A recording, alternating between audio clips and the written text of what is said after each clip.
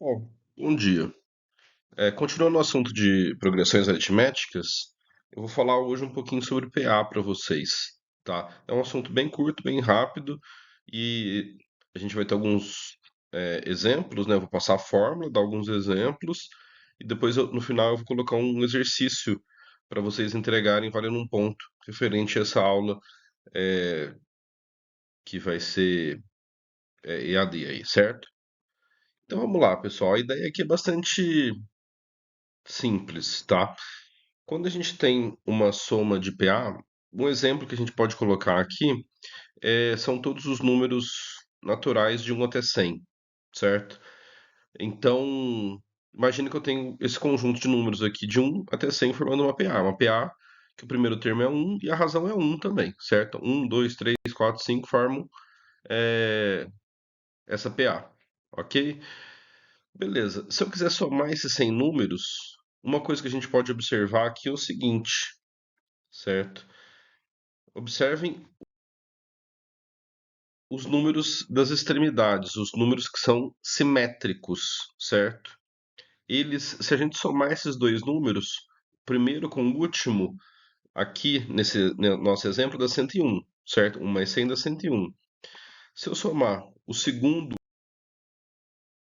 com o penúltimo, 2 mais 99, também vai dar 101. E assim por diante. O terceiro com o antepenúltimo, 3 mais 98, dá 101. E assim a gente for pensar, é bem razoável imaginar que vai dar sempre a mesma soma, porque a partir do momento que eu vou andando na PA de 1 para 2 para 3, eu estou somando uma razão. E nos últimos, quando eu vou andando para trás, eu estou tirando uma razão, sempre. Então, quando eu saio de 100 para 99, eu tirei uma razão, e de 1 para 2 eu adicionei uma razão. Por isso a soma continua igual.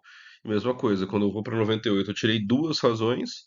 Quando eu vou para o 3, eu somei duas razões, certo? Então o que acontece? Sempre que eu for somando esses números que são simétricos, a soma vai dar o mesmo, até os dois centrais aqui, o 50 e 51, que a soma também dá 101, certo? O que acontece? Eu tenho 50 pares fazendo a soma de 101, certo? Então, como eu sei que eu tenho 50 somas de 51, a soma desses 100 números vai dar 50 vezes 101, certo? Beleza, então a soma aí vai ser 101 vezes 50, que dá 5.050. Quem descobriu isso foi o Gauss, quando era criança ainda, certo? E o Gauss que vocês vão vir em outras coisas aí também, bastante em física também, tá? Então, como tem 50 pares de soma, né, desses números que são simétricos, o primeiro com o último, o segundo com o penúltimo e assim por diante, a gente tem 50 pares, então a soma dá 101 vezes 50. Então, a fórmula da soma de uma PA, a gente pode seguir a mesma lógica. Se eu somar o primeiro termo com o último que eu estou querendo, é sempre assim, quando a gente for pedir um exercício de soma de PA, eu sempre vou falar assim, some 10 termos, some 20 termos. Então, o primeiro é o nosso A1 e o nosso último vai ser o que eu quero somar, o AN que eu quero somar. Então, se eu falar assim, some 10 termos, o último termo é o décimo, que vai ser o A10, tá? Então, a ideia é sempre o que que é? Soma o primeiro com o último, certo? E multiplica pela metade do número de pares, ok? Então, se for 10, soma o primeiro com o décimo e multiplica por 10 sobre 2, tá? A fórmula é mais comum ela aparecer desse jeito que está aqui embaixo, certo?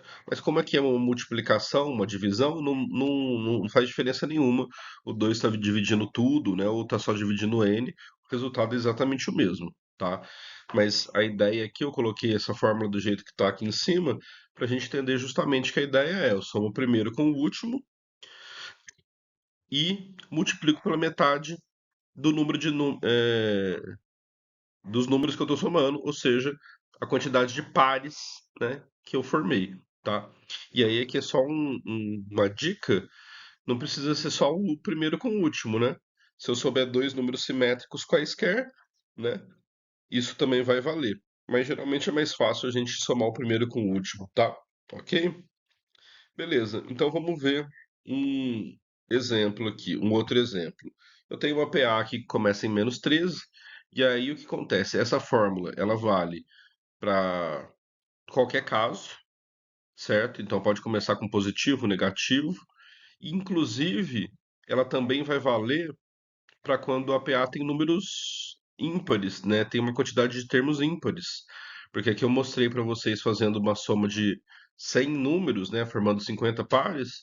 Mas quando eu tenho números ímpares, um número ímpar de termos, né?